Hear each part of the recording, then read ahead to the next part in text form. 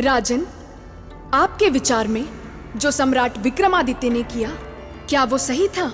मेरे विचार से सही था देवी। बिना किसी ठोस सबूत के किसी को बंदी बना लेना कैसे सही हो सकता है राजन? शायद ये कथा आपने ध्यान से सुनी नहीं है।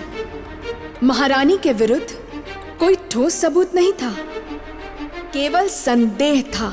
देवी, न्याय का सिद्धांत यह कहता है कि जिस पर भी संदेह हो उसे सबसे पहले बंदी बना लेना चाहिए ताकि उससे पूछताछ हो सके। बिल्कुल सही कहा, बिल्कुल सही कहा राजा भोज आपने, क्योंकि मेरे मित्र विक्रमादित्य न्याय के मामले में कभी गलती कर ही नहीं सकते थे। देखा आपने, भले स्वयं की पत्नी क्यों ना हो, उन्होंने उसे भी बंदी बना लिया। लेकिन मेरे मित्र की जगह अगर आप होते और आपके सामने ये परिस्थिति होती तो क्या आप ऐसा करते? नहीं नहीं नहीं, नहीं। उत्तर मत दीजिए। उत्तर मुझे पता है, आप ऐसा नहीं करते, क्योंकि मेरे मित्र जैसा न्याय प्रेमी कोई हो ही नहीं सकता। मेरा मित्र विक्रम, विक्रम विक्रम, मेरा मित्र विक्रम। ये इतनी भयानक आवाज किसकी है? तुम्हारी है बेताल। मेरी? और अगर तुम चाहते हो ना कि तुम्हारी आवाज और भयानक ना हो तो एकदम शांत हो जाओ।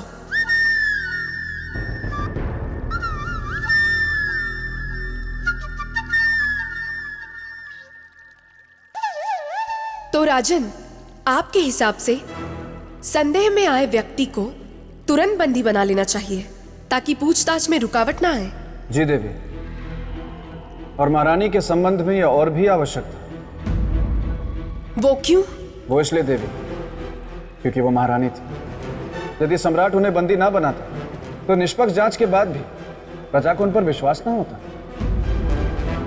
मैं खुश हूं कि आप दोनों के विचारों में काफी समानता है। आप क्या कर रहे हो देवी? अब मुझे क्षमा कर दीजिए, मेरी आवाज सही कर दीजिए।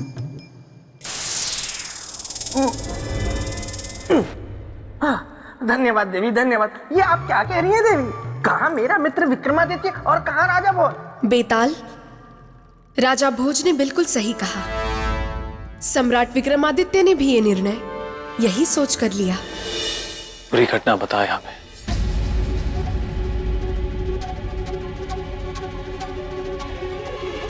रात्रि का समय था,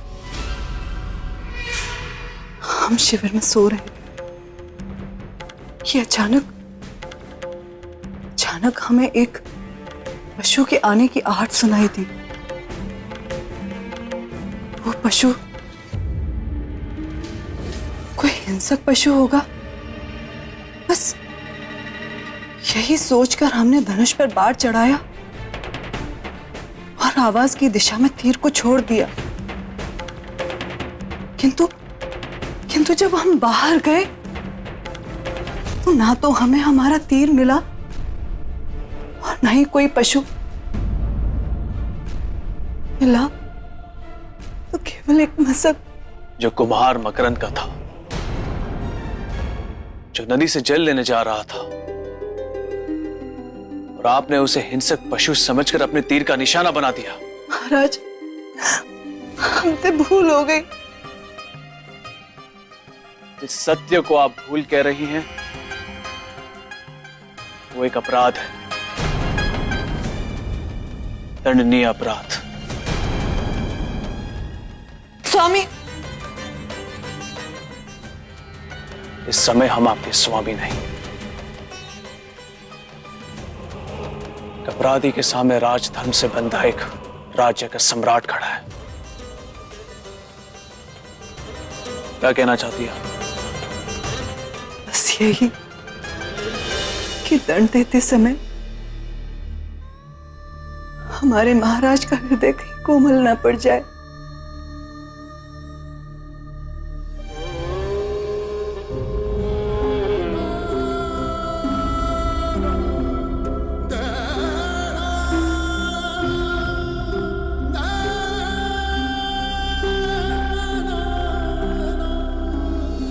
स्वामी, स्वामी,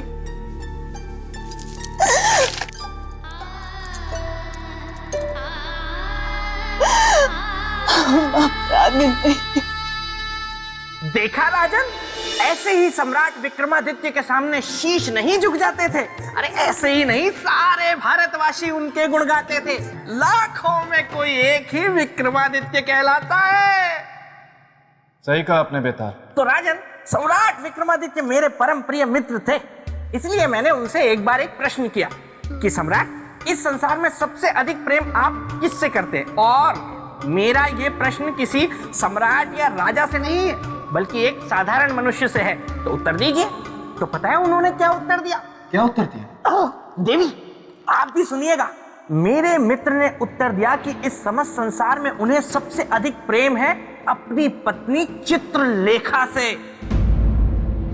वो चित्रलेखा जिसे बंदी बनाने का आदेश उन्होंने दे दिया था, वो चित्रलेखा जिसे वो कारागार में डलवा चुके थे, वो चित्रलेखा जिसे हत्या के आरोप में वे सजा सुनाने वाले थे। देवी, अगर आप अनुमति दे दे तो इससे आगे की कथा मैं सुना दूं। कृपया मुझे सुनाने दीजिए ना। नहीं बेताल, देवी, अनुमति दे दीजिए ना। देखिए, मेरे मित्र की कथा है तो मुझे भी अवसर अवश्य मिलना ही चाहिए ना। देखिए, अगर आप ना कहेंगी तो मेरे पेट में बुलबुलें उठने लगेंगे और फिर मैं ना चाहते हुए भी बीच में बोलूंगा, जो मैं नहीं चाहता। इसलिए मुझे अनुमति दे दीजिए ना देवी। ठीक है बेताल, अनुमति है। तो राजन, एक बार मेरे मित्र सम्राट विक्रमादित्य के शयन कक्ष में एक चूहिया घुस गई। बेताल, क्षमा देवी, क्षमा, मैं भावनाओं में बह गया, इसीलिए ये कह गया। अब नहीं। तो राजन, राज दरबार में थे सारे राज दरबारी और फरियादी, और उनके सामने थे सम्राट विक्रमादित्य।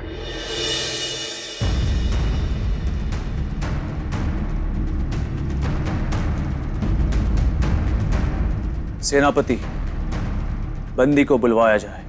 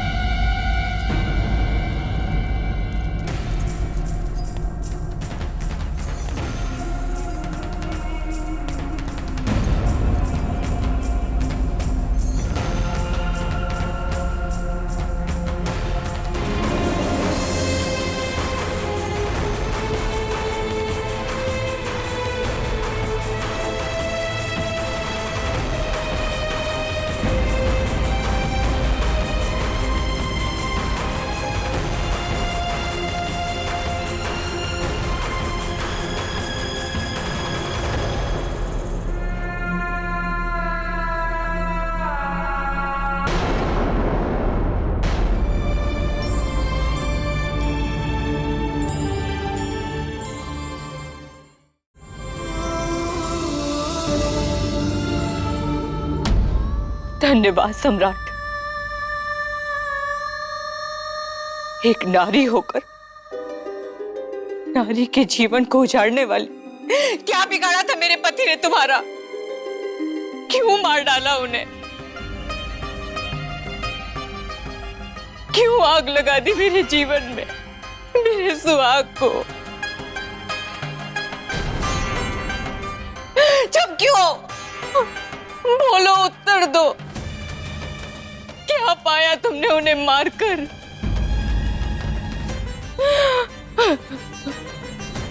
बहन, किसी को मारकर आज तक ना तो किसी को सुख मिला है और ना ही कभी मिलेगा।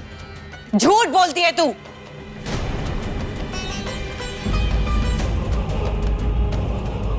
झूठ बोलती है तू। बहन, झूठ ही बोलना होता, कभी सत्य ना बोलती। मैं ही हूं आपकी हत्यारन, जिसने आपके सुखी संसार में आग लगा दी।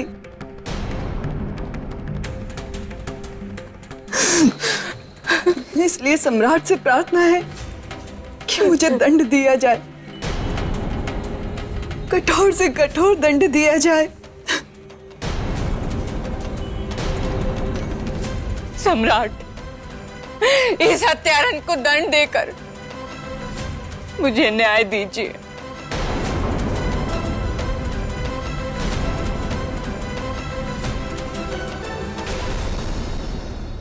बोलिए, क्या न्याय चाहिए आपको? इस अपराधिनी को आजीवन बंदी गृह में डालने का दंड या फिर मृत्यु दंड?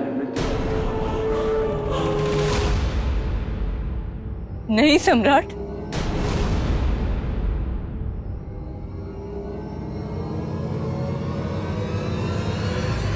मृत्यु दंड तो इस अपराधिनी के लिए बहुत छोटा दंड होगा। मैं चाहती हूं कि ये जिए, लेकिन विधवा की तरह जिए, लेकिन विधवा की तरह जिए, विधवा की तरह जिए, विधवा की तरह जिए। हर पल मैं अनुभव कर रही हूं, ठीक वही दर्द ये अनुभव करे।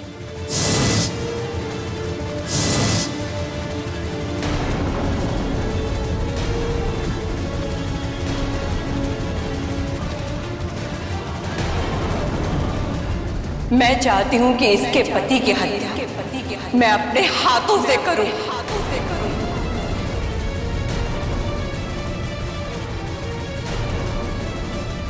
और यही होगा मेरा न्याय।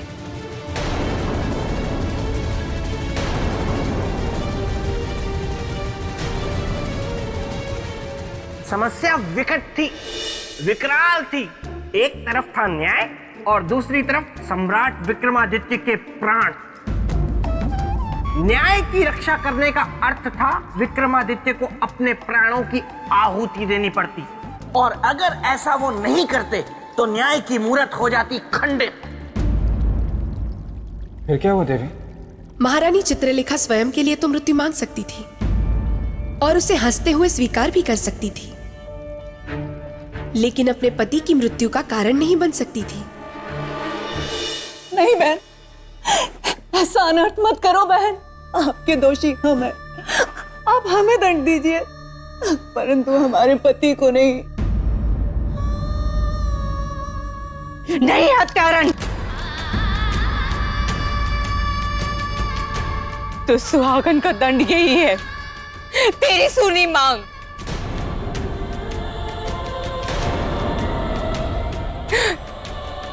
सम्राट, इसके पति को मेरे सामने शीघ्र लाया जाए ताकि मुझे न्याय मिल सके।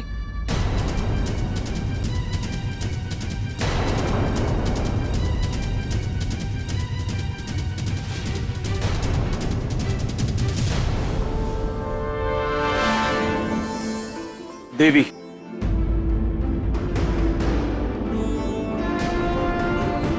आपको अवश्य न्याय मिलेगा। ये चक्रवर्ती सम्राट विक्रमादित्य का वचन है। आपके हाथों में वही तीर होगा और आपके सामने इनका पति।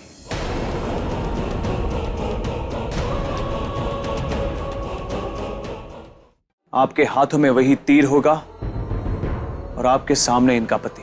नहीं सम्राट,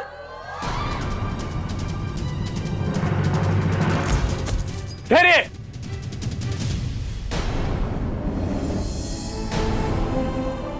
ले जाइए इन्हें। नहीं सम्राट, नहीं।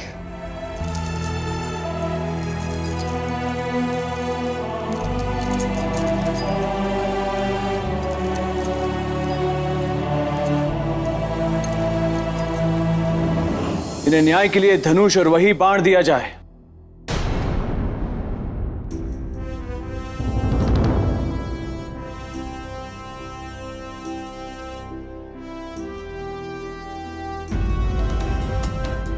सम्राट, बुलाइए मेरे अपराधी को। मैं अभी और इसी क्षण उसका अंत करना चाहती हूँ। अवश्य देवी।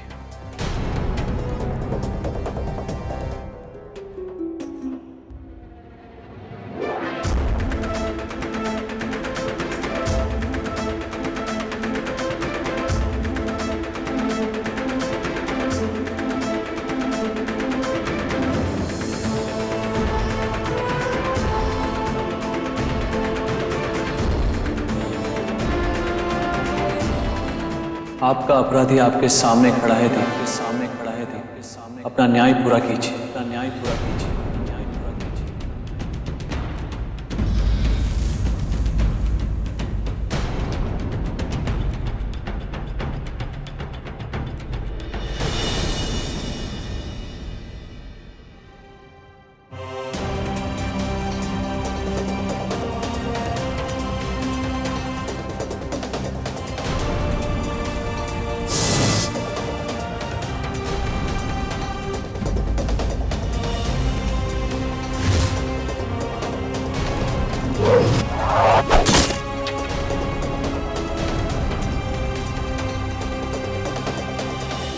देवी, ये क्या किया आपने?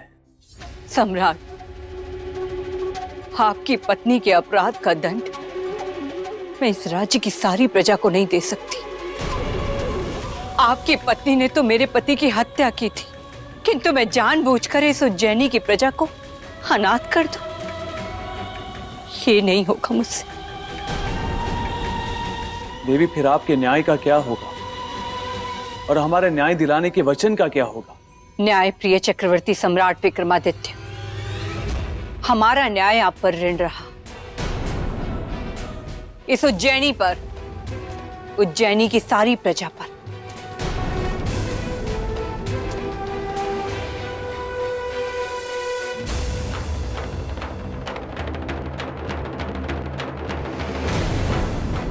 अब हम चलते हैं अपने राज्य।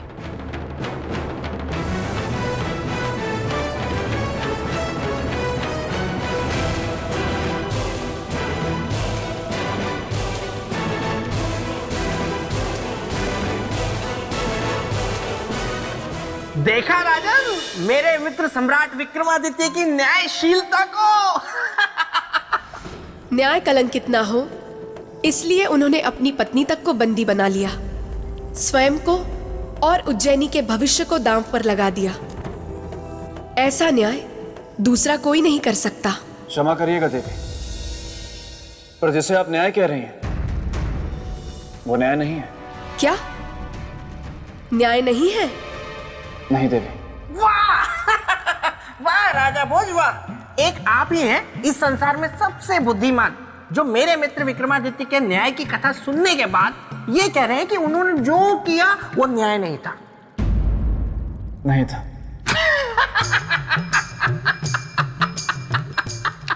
राजा भोज, आप बहुत हंसमुख हैं।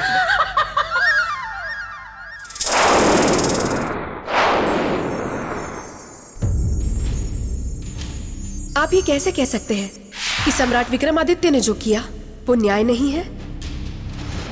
देवी, न्याय का अर्थ होता है न्याय मांगने वाले का भला, परंतु इस न्याय से तो सुनंदा का कुछ भला हुआ ही नहीं, बल्कि उसने जीवन दान देकर सम्राट के साथ साथ पूरी उज्जैनी का भला कर दिया। और जहां तक मुझे लगता है देवी, इस अपमानजनक परिस्थिति में सम्राट विक्रमादित्य को मुकुट उतारने तक पर विवश कर दिया होगा। सही कहा आपने, पर गंभीरता को सहजता में बदलना सम्राट भली भांति जानते थे।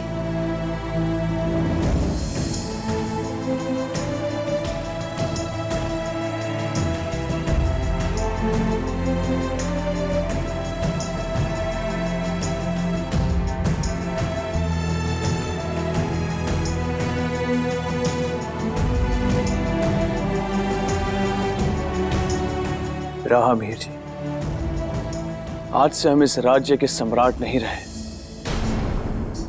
आज से इस राज्य की बागडोर आप संभालेंगे।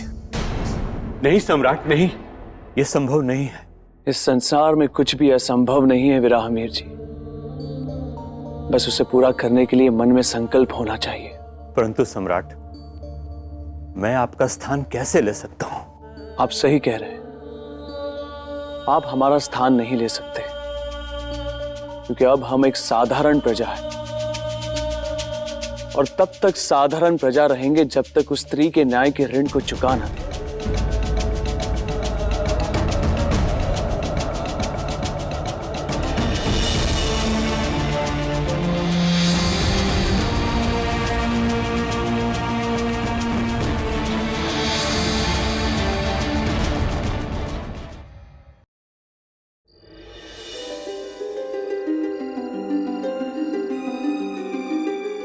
महारानी, सम्राट, सम्राट, ये सब आप क्या कर रहे हैं? जब से हमें ये सब पता चला है, तब से हम आपकी प्रतीक्षा कर रहे हैं ताकि हम आपसे बात कर सकें।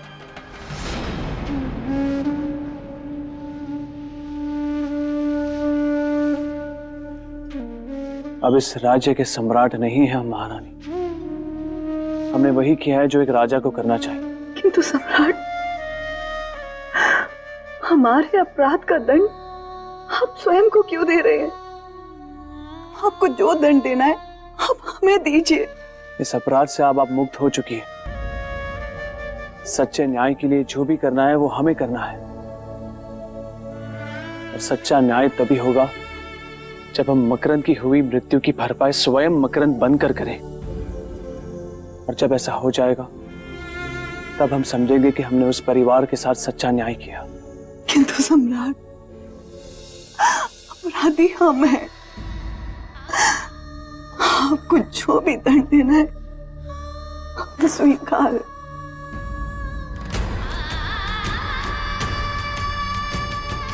चलते हैं।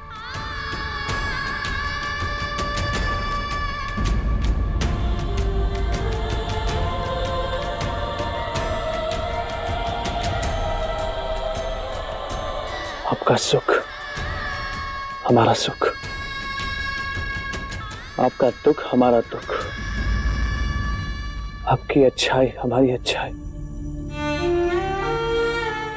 और आपका अपराध भी हमारा अपराध।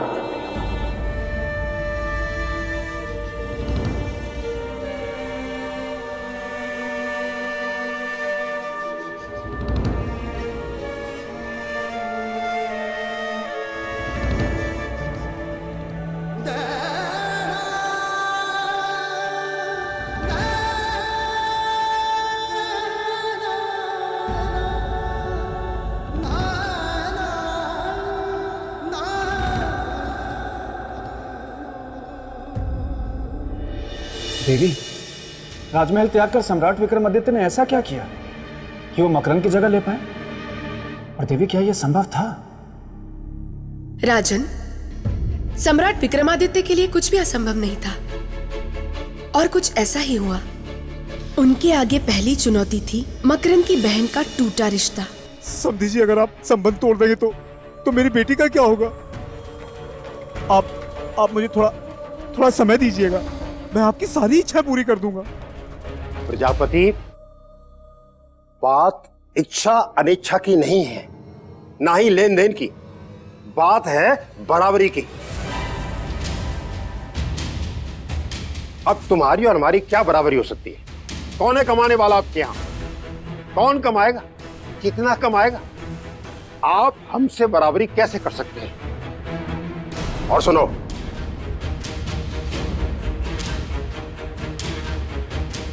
जो तुमने ब्याह में दिया था ना, वो इस पोटली में है। रखिए इस पोटली को, रखिए। अब हम चलते हैं। सुनिए, सुनिए तो,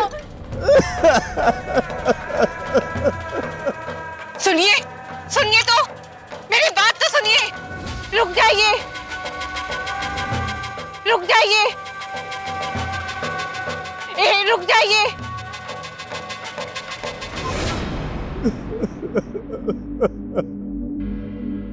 मेरी बेटी सुंदरी का क्या होगा? उसका जीवन बर्बाद हो जाएगा।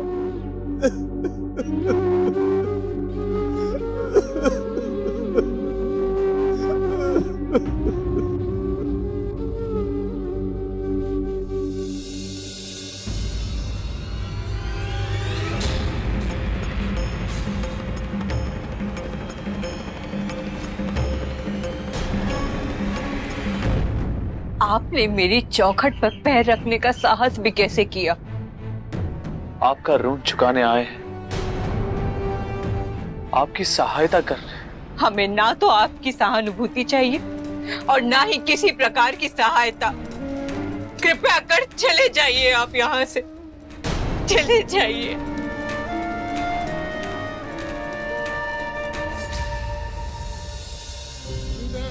देवी, हमें एक अवसर दे दीजिए।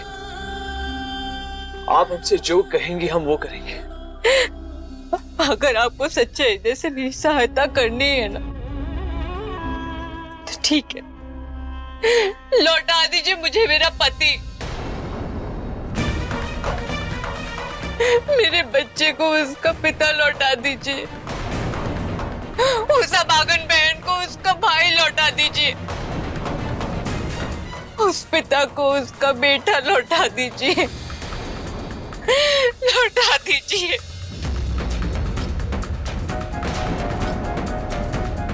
नहीं ना, नहीं लौटा पाएंगे ना, तो चले जाइए आप यहाँ से, चले जाइए। देवी, कि ये सब सुनकर सम्राट विक्रमादित्य ने अपना इरादा बदल दिया होगा। क्या वो अपने राजमहल में लौट गए होंगे? नहीं देवी, जैसा कि आपने कहा था कि सम्राट विक्रमादित्य के लिए कुछ भी असंभव नहीं है, उनका आत्मबल ही उनकी शक्ति है, इसलिए मुझे नहीं लगता कि सम्राट विक्रमादित्य वापस गए होंगे। लेकिन मैं वापस आ गया हूं। देवी मुझे क्षमा कर दीजिए। प्रेत भूमि में अपने मित्र की इस करुणामयी कथा को सुनकर मैं बहुत रो रहा था, और अकेले अकेले रोना मुझे बिल्कुल अच्छा नहीं लगता, इसीलिए मैं यहाँ आ गया। ठीक है बेताल, तो सुनिए राजन। मकरंद की पत्नी से खरी खोटी सुनने के बाद सम्राट विक्रमादित्य के सामने संपूर्ण गांव उपस्थित था।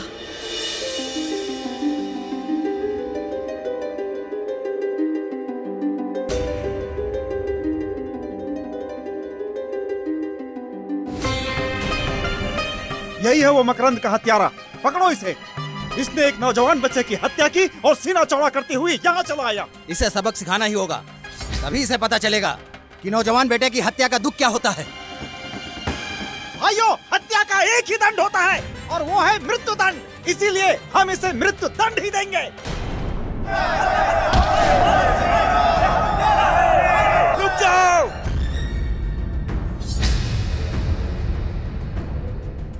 कोई इन्हें नहीं मारेगा, कोई भी इन्हें नहीं मारेगा।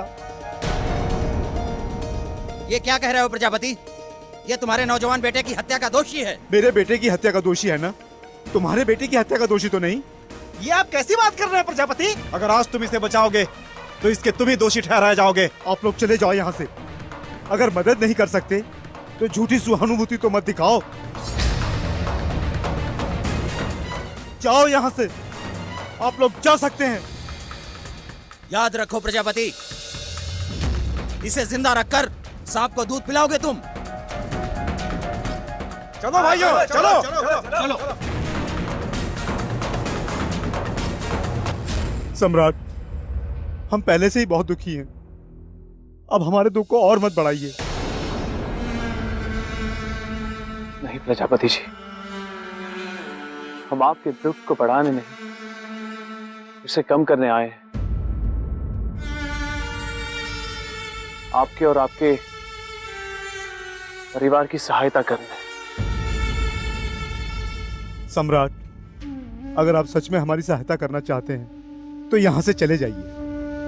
क्षमा करना हमें, पर जब तक हम आपके परिवार के हर सदस्यों के चेहरे पे सुख नहीं देख लेते, हम यहां से नहीं जाएंगे।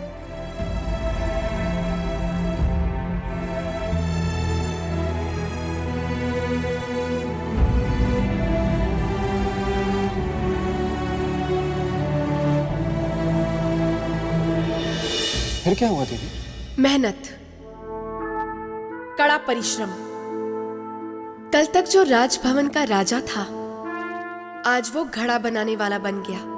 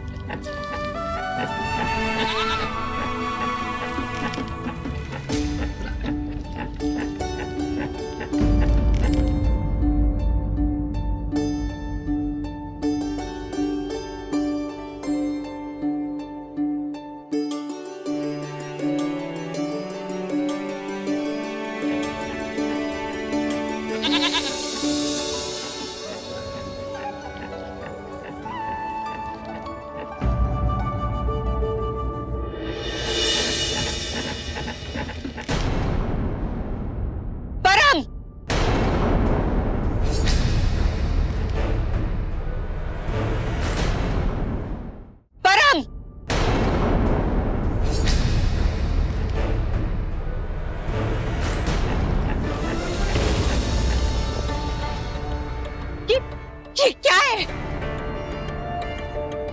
ये सब करके क्या दिखाना चाहते हो इस संसार को? क्या बताना चाहते हैं कि आप बहुत न्यायप्रिय हैं, आप हमारे शुभ चिंतक हैं? क्या सिद्ध करना चाहते हैं? देवी, हम कुछ सिद्ध नहीं करना चाहते। हम तो आपकी और आपके परिवार की सहायता करने आए हैं। नाम मत लीजिए सहायता का। चलो यहाँ। देवी, देवी,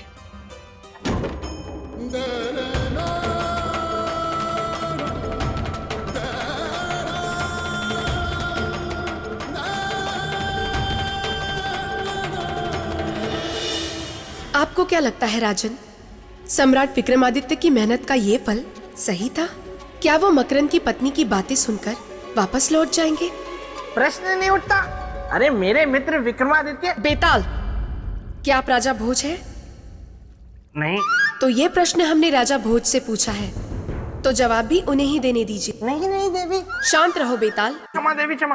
राजन, आप देवी के प्रश्नों का उत्तर दीजिए ना। आप प्रश्नों का उत्तर नहीं देते फिर मेरी इच्छा हो जाती है उत्तर देने की। मैं ऐसा करना नहीं चाहता हूँ, तो आप दीजिए ना देवी के प्रश्नों का उत्तर। देवी, जो व्यक्ति अपना राजपाट, सुख सुविधा, मोह माया सब कुछ त्याग कर मकरंद के परिवार को खुशियां वापस देने आया, वो व्यक्ति इतनी आसानी से कभी हार नहीं मानेगा। सही कहा आपने राजन। सम्राट विक्रमादित्य ने भी हार नहीं मानी और वो उस परिवार का भरण पोषण करने के लिए निकल पड़े, स्वयं के हाथों बने घड़े बेचने के लिए। घड़े ले लो, घड़े, सस्ते और मजबूत घड़े। काका, काका घड़े ले लो। काका, इससे सस्ता और मजबूत घड़ा आपको कहीं नहीं मिलेगा। एक बार लेके देखो आप। नहीं चाहिए।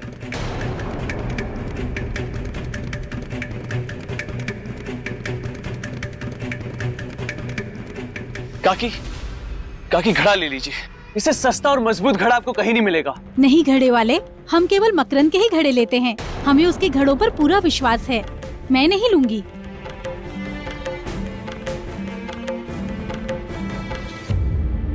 यानी मकरंद की साख और उस पर लोगों का विश्वास, यही दो कारण है कि हमारे घड़े क्यों नहीं बिक रहे। हमें किसी भी हाल में इस परिवार के नुकसान की भरपाई करनी है। हमें किसी भी हाल में इस परिवार के नुकसान की भरपाई करनी है। इन घड़ों को हर हाल में बेचना होगा।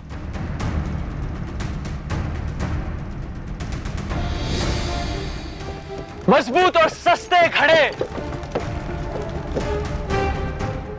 काका, काका घड़े लेंगे आप? नहीं चाहिए। बहन जी, बहन जी एक घड़ा ले लीजिए। कितने का है ये घड़ा? आप दाम की चिंता मत कीजिए, इसकी मजबूती देखिए आप। अगर ये इस जमीन पर लुढ़क भी जाए ना तो भी टूटेगा नहीं।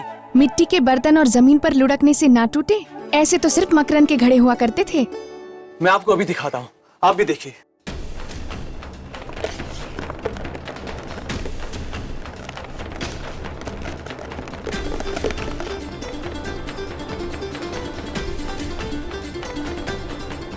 ये घड़ा मैं लूंगा, ये मुझे चाहिए। और इस प्रकार न्याय का ऋण चुकाने के लिए चक्रवर्ती सम्राट विक्रमादित्य पूरे 1 वर्ष तक घर घर जाकर घड़े बेचते रहे।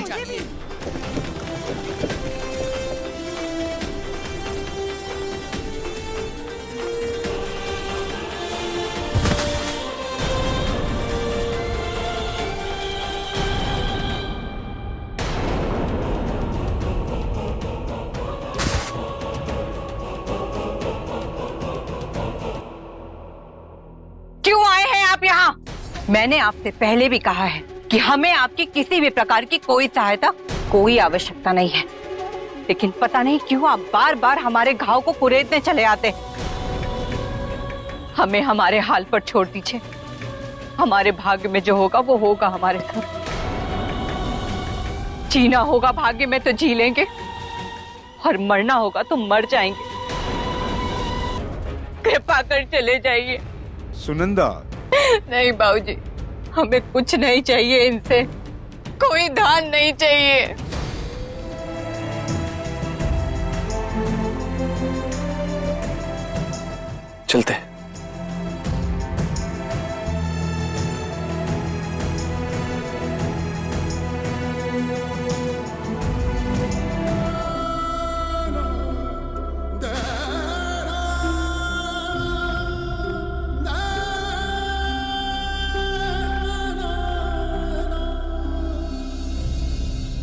समधी जी। प्रणाम।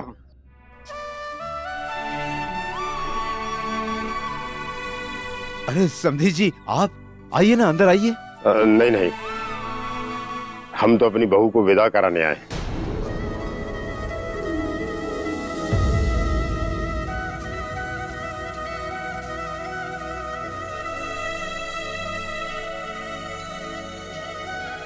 लेकिन आप तो रिश्ता तोड़ गए थे, फिर ये विदाई? वो झूठे दिखावे के कारण जो हम भूल कर बैठे थे, अब हम उसे सुधारने आए। अब हम जान गए हैं, एक दूसरे के सुख दुख में काम आना ही जीवन का सत्य है, सबसे बड़ा संबंध है। भला हो उस व्यक्ति का जिसने हमारी जान बचाकर हमारी आंखें खोल दी। अरे कोई मुझे बचाओ,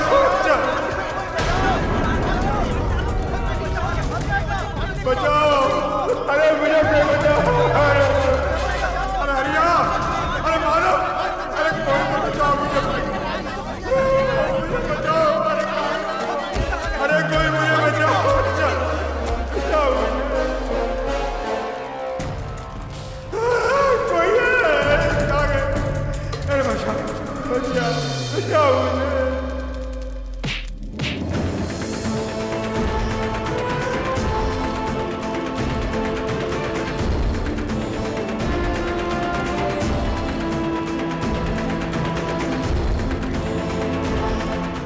बेटा, तुमने मेरी जान बचाकर मुझ पर बहुत बड़ा उपकार किया है बेटा। नहीं काका, मानव धर्म का पालन करने में उपकार कैसे? और संकट के समय तो इंसान ही इंसान के काम आता है। परंतु काका, एक बात मेरी समझ में नहीं आई, गांव वाले तो आपके अपने हैं, तो इन्होंने आपकी जान बचाने की पहल क्यों नहीं की? बेटा, ये सब स्वार्थी है, मतलबी है, नेकी को भूल जाते हैं बेटा। नहीं काका, नेकी को नहीं भूलते, पर नेकी को ही भूलने वाले को अवश्य भूल जाते हैं, उससे दूर चले जाते हैं। और आज आपके साथ भी ऐसा ही हुआ है। आपने भी नेकी को भुलाकर अपनी बहू के साथ सारे संबंध तोड़ दिए, फिर आप दूसरों से कैसे उम्मीद कर सकते हो? बेटा, तुम कौन हो? ये सब कुछ कैसे जानते हो बेटा? हम ये सब इसलिए जानते हैं क्योंकि सुंदरी हमारी बहन है। हाँ काका, और विवाह के बाद एक स्त्री का घर अपना ससुराल होता है, उसका मायका नहीं। आप उसे अपने घर ले आए, वो आपको कभी शिकायत का अवसर नहीं देगी। क्षमा कर दो बेटा, मुझे क्षमा कर दो बेटा, क्षमा कर दो, क्षमा। नहीं काका, ये उस व्यक्ति की देन है जिसके कारण मैं अपनी भूल का प्रायश्चित करने यहाँ आ पाया हूँ। पर कौन है वो देवता जो अभी भी यहाँ से गए?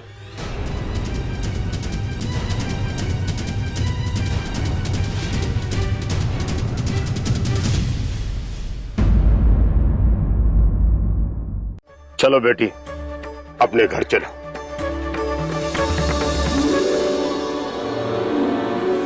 चलो बेटा, अपने घर जाने की तैयारी करो। बहुत बहुत धन्यवाद समधी जी।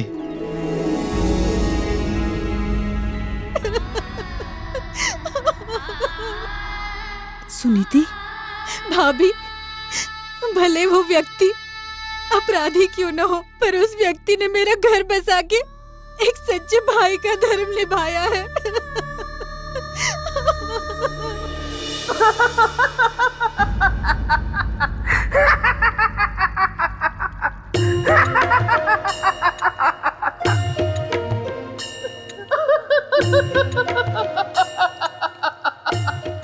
बहुत याद आ रही है मुझे, मेरे मित्र विक्रम की बहुत याद आ रही है।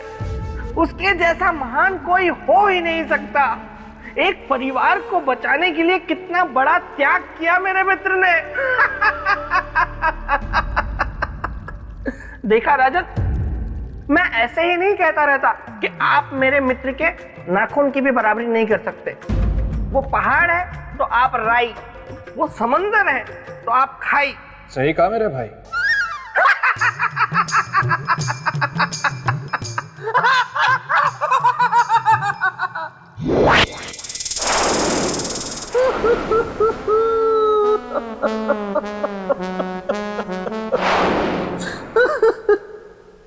धन्यवाद राजन। हैं? हट हट। विवाह कुंडल? तुम यहाँ गुफा में? ये गुफा नहीं, प्रेत लोक है। हाँ? ओ, फिर से यहाँ क्या लेने आए हो? लेने नहीं, देने आया हूँ। तो दो और जाओ। अरे मैं अपने विवाह का निमंत्रण देने आया हूँ। मेरा विवाह सौंदर्य लेखा के साथ अगली पूर्णमासी को सुनिश्चित हुआ है। तुम फिर आ गई। हाँ, लेकिन इस बार तो मैं ये बताने आई हूँ कि तुम तो विवाह के लिए नहीं हो रजामंद, तो मैंने किसी और को कर लिया है पसंद। क्या? सच? कौन है वो? विवाह कुंडल, उसमें मेरा दिल आया है, उसी को मैंने अपना जीवन साथी बनाया है। तो मैं क्या करूं? अरे मतलब हम मित्र हैं ना, इसीलिए मैं तुम्हें निमंत्रित करने आया हूँ। अरे तुम्हारे पास अवसर था पर तुमने गवा दिया। वैसे तुम विवाह में आना जरूर। ऐ मेरे परम प्यारे पेड़, मुझे जलन हो रही है। लेकिन क्यों? है तो सौंदर्य लेखा से विवाह नहीं करना चाहता ना, फिर क्यों? जाने दो, मैं तो देखता हूँ कि देवी राजा भोज को क्या बता रही है। सम्राट विक्रमादित्य के परिश्रम से सुंदरी की डोली तो उठ गई, लेकिन उस परिवार के सर से दुर्भाग्य का साया नहीं उठा। दुर्भाग्य वहीं के वहीं खड़ा था।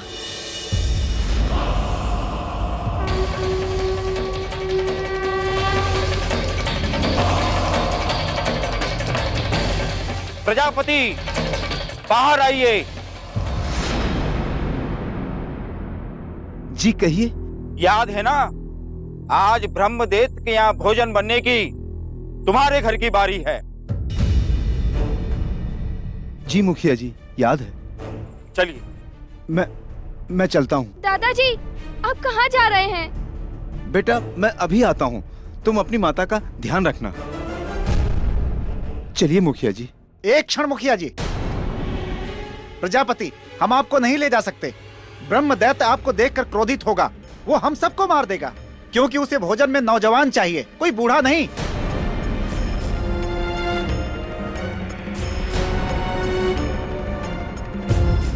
पर मुखिया जी, आप तो जानते हैं घर में केवल मैं ही हूँ। मेरा एक पुत्र था जिसकी मृत्यु हो चुकी है। तो तुम्हारा ये पोता है ना, इसे दे दो। नहीं नहीं मुखिया जी, नहीं, इस बच्चे को मैं नहीं दूंगा। अब की साल तुम्हारी बारी है, तुम्हें बलिदान देना ही होगा। नहीं मुखिया जी, नहीं। चलिए, मैं चलता हूँ आपके साथ। नहीं नहीं, ये कहीं नहीं जाएगा। माँ, गांव की रक्षा के लिए जरूरी है जाना। नहीं पुत्र, नहीं, मैं नहीं जाने दूंगी मेरे पुत्र को। नहीं नहीं, ये कहीं नहीं जाएगा, ये कहीं नहीं जाएगा। बाबूजी इसको रोकिए ना। नहीं, तो कहीं नहीं जाएगा।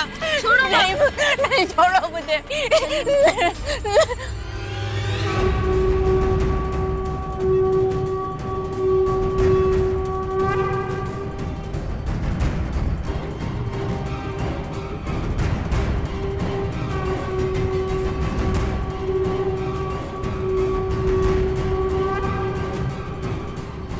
चलिए खुशियां मनाई जाए। छोड़ो मुझे। रुक जाओ।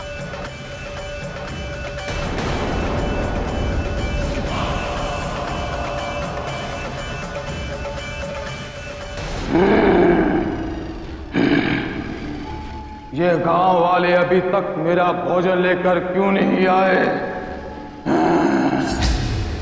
कहां मर गए सबके सब?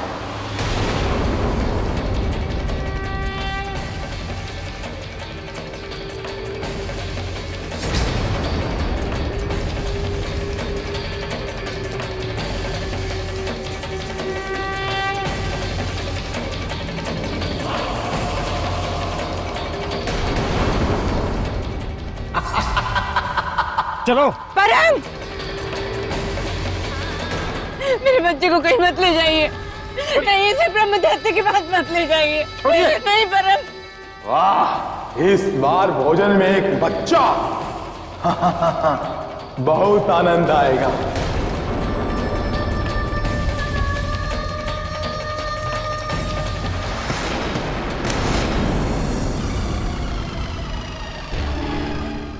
बेटा आजा। मत मारो मुझे, मुझे मत मारो, मुझे मत मारो। मेरा भोजन।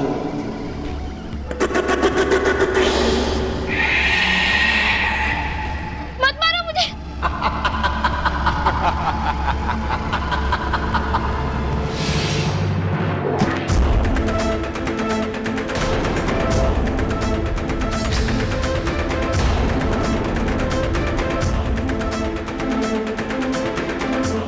कौन हो तुम? यहाँ कैसे आए और क्या करने आए हो यहाँ?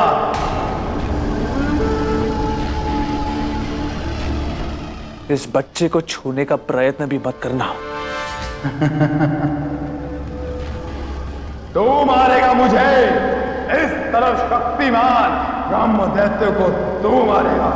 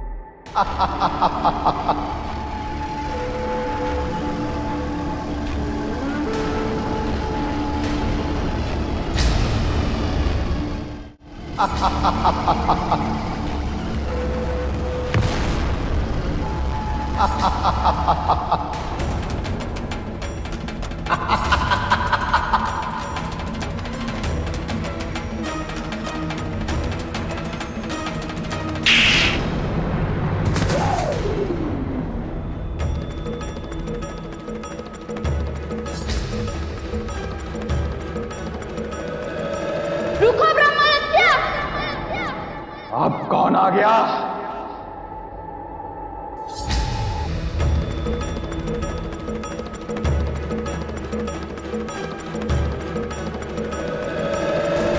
तू रोकेगा मुझे? हाँ हाँ, मैं ही रोकूंगा तुझे।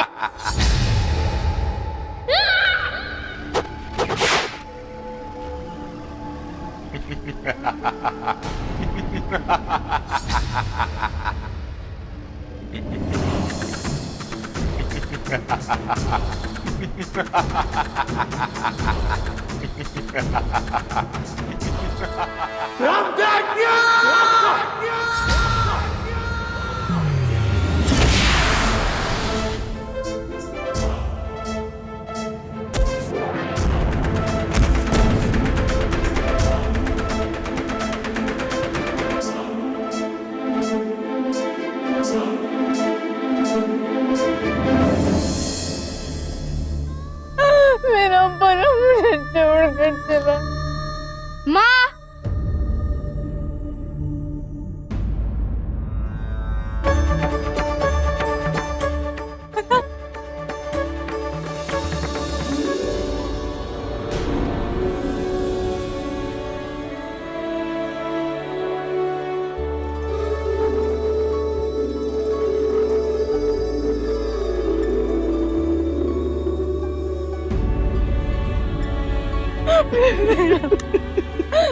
तू जीवित है? हाँ माँ, उन्होंने तो मुझे राक्षस से भी बचा लिया और तो वो राक्षस को भी मार दिया। किसने?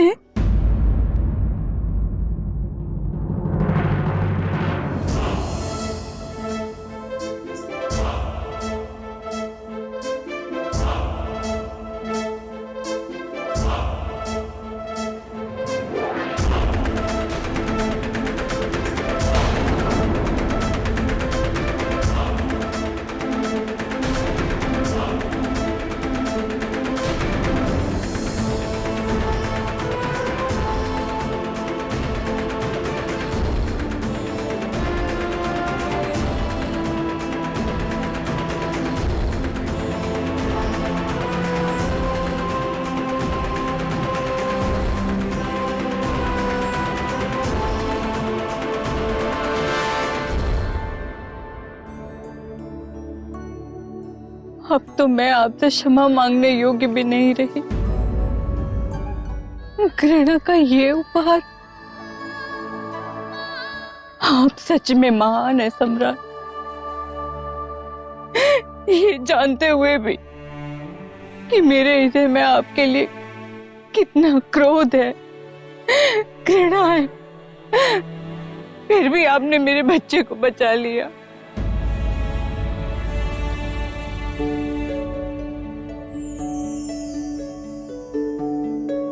मैं आपकी ऋणी हो गई।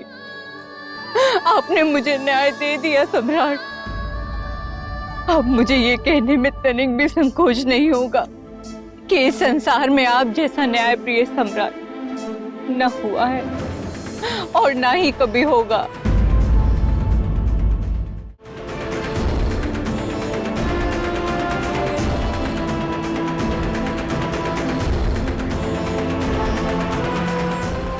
न्यायप्रिय सम्राट विक्रमादित्य की जय। न्यायप्रिय सम्राट विक्रमादित्य की जय। न्यायप्रिय सम्राट विक्रमादित्य की जय। सम्राट विक्रमादित्य की जय। सम्राट विक्रमादित्य की जय।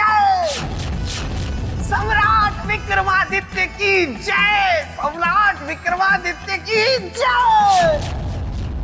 तो ऐसे थे न्यायप्रिय सम्राट विक्रमादित्य, जिनकी दृष्टि में न्याय ही सबसे बड़ा था, दूसरा कुछ नहीं।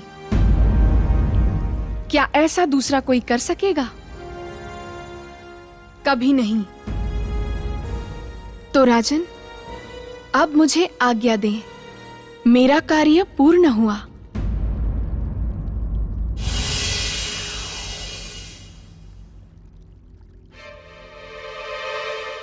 राजन, आपके अनुसार सम्राट विक्रमादित्य के न्याय का क्या रूप था? साधारण या असाधारण, किसी के पक्ष में या निष्पक्ष? निष्पक्ष और असाधारण, उनके न्याय की तो तुलना ही नहीं हो सकती देवी। उन जैसा न्यायधर्मी सम्राट तो सदियों में कोई होता है। अब आपकी बुद्धि की परीक्षा है राजन। एक प्रश्न पूछना चाहती हूं आपसे। पूछिए देवी। क्या न्याय इस सृष्टि में सभी प्राणियों के लिए समान है या मनुष्य और अन्य जीव जंतुओं के लिए अलग अलग? यदि आप सम्राट होंगे तो क्या करेंगे? न्याय के तराजू में सभी को समान रूप से तौलेंगे या अलग अलग न्याय करेंगे? फंस गए ना राजन, खा गए ना गच्चा। अरे ये देवी महामाया का प्रश्न है, इसका उत्तर देना इतना आसान नहीं है राजन। इसलिए कहता हूँ मेरे साथ उज्जैनी चलिए और चलकर वहां का राजपाट संभाल लीजिए। बेताल, अब एक प्रश्न मैं तुमसे भी पूछती हूँ। तुम क्या बनना पसंद करोगे? मेंढक, कौवा, खरगोश या फिर गधा? चारों में से कुछ नहीं देवी। मैं तो यहाँ निकट के शमशान में एक शव का स्वास्थ्य देखने आया था, तो सोचा आपके भी दर्शन करता चलूं। तो हो गए दर्शन? हाँ, हो गए। तो अब जाओ यहाँ से। थोड़ा विश्राम करके जाता हूँ ना, थक गया हूँ, फिर चला जाऊंगा। लेकिन मैं कुछ नहीं बोलूंगा, राजा भोज के सर की कसम, मैं कुछ नहीं बोलूंगा। बेताल,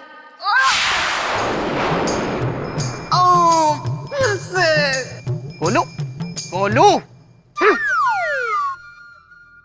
बताइए राजन, क्या न्याय इस सृष्टि में सभी प्राणियों के लिए एक समान है या फिर मनुष्य और अन्य जीव जंतुओं के लिए अलग अलग? यदि आप सम्राट होंगे तो क्या न्याय के तराजू में सभी को एक बराबर तौलेंगे या अलग अलग?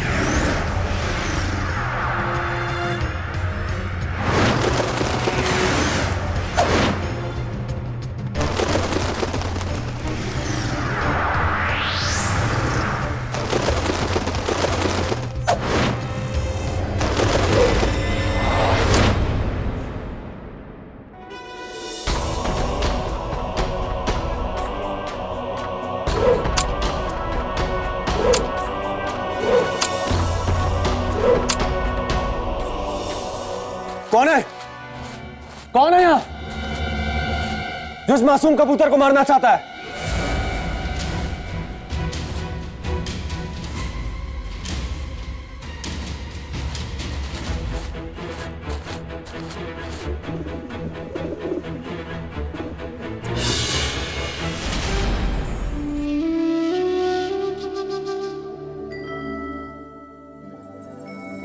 अब तुम्हें डरने की आवश्यकता नहीं है। मैं हूं तुम्हारी रक्षा करने के लिए। रुको रुको, ये मेरा कबूतर है, ये मेरा कबूतर है। राजन, ये कबूतर मेरा है, मुझे दो इसे।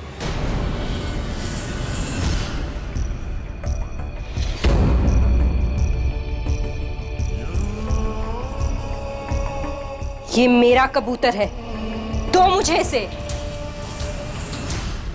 तो ये तुम थी जो इस मासूम कबूतर पर तीर चला रही हो। मुझे तो आश्चर्य होता है कि एक स्त्री होकर तुम्हें इस कबूतर पर तीर चलाने में दया नहीं आती। ये कबूतर होगा आपके लिए राजन, मेरे लिए मेरा भोजन है। ये भोजन नहीं है, एक जीव है,